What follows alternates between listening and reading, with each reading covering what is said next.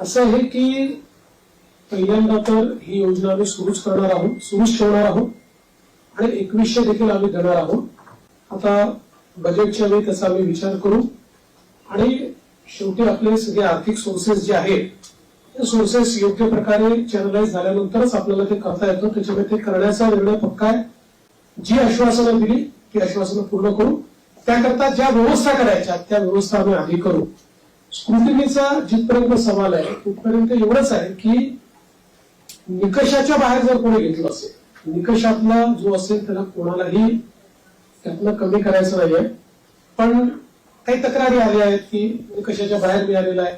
जसं आपल्याला कल्पना असेल की शेतकरी सन्मान योजना जेव्हा मोदीजींनी सुरू केली त्यावेळी पहिल्यांदा जे काही बेनिफिशियरीज होते लक्षात आलं की मोठ्या शेतकऱ्यांना देखील ते मिळालेलं आहे. मग नंतर त्यातल्या अनेक शेतकऱ्यांनी स्वतःच त्या ठिकाणी सांगितलं की आम्ही या निकषात बसत नाही.